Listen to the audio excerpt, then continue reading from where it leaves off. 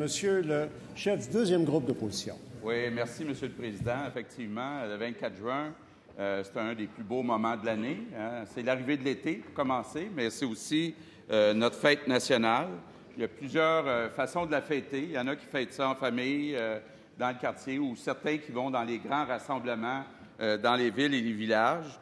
Mais une chose qui est sûre, c'est qu'on est tous très fiers d'être Québécois. C'est quoi être Québécois en 2015? Bien, c'est d'être partie d'un peuple qui est créatif, dynamique, d'avoir des bâtisseurs, des entrepreneurs, des gens qui ont toute l'ambition d'aller au bout de leur potentiel. Évidemment, on a eu les funérailles de M. Parizeau il y a quelques jours. Il faut se rappeler que M. Parizeau nous a fait faire un grand bout de chemin et ne serait-ce que par respect pour lui, il faut poursuivre ce bout de chemin. Et, Monsieur le Président, je pense qu'il faut être fier, reconnaître ce qui a été fait par nos ancêtres. La fête nationale qui a déjà été la Saint-Jean-Baptiste, autrefois, bon, avait des connotations religieuses, ça nous rassemblait, mais même si on a mis de côté la partie religieuse, c'est encore avec un sentiment d'appartenance qu'on fête notre fête nationale. Donc, je voudrais d'abord à tous les Québécois souhaiter une bonne fête nationale. Maintenant, c'est la fin de la session. La dernière session, j'en avais profité pour dire quelques mots sur les aînés. Cette fois-ci, je voudrais dire quelques mots sur une profession qu'on n'apprécie pas à sa juste valeur, les enseignants. Et vous savez, on a actuellement au Québec des gens, des enseignants qui vivent avec des enfants des situations qui ne sont pas toujours faciles. Hein?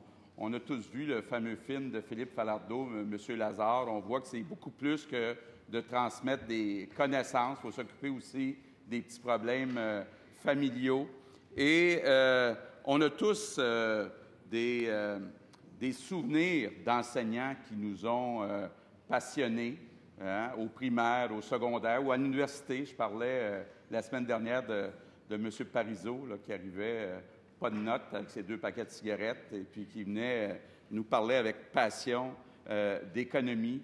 Ça nous marque, puis même ça nous aide à choisir notre avenir. Mais si je reviens aux enseignants du primaire puis du secondaire, il va falloir revaloriser le rôle de nos enseignants et puis on va avoir besoin de l'aide des parents. La grande majorité des parents appuient les enseignants, mais malheureusement, on a vu au cours des dernières années une certaine érosion de ce respect de certains parents, d'une minorité de parents à l'égard des enseignants. Donc, il faut tous ensemble, Monsieur le Président, revaloriser cette profession. C'est important parce que, évidemment, l'éducation, c'est notre avenir. Donc, je voudrais, au nom de ma formation politique, souhaiter des belles vacances à tous les collègues, à tout le personnel, à vous, Monsieur le Président, parce que, comme les enfants des écoles, les parlementaires aussi ont besoin de vacances. Merci, Monsieur le Président.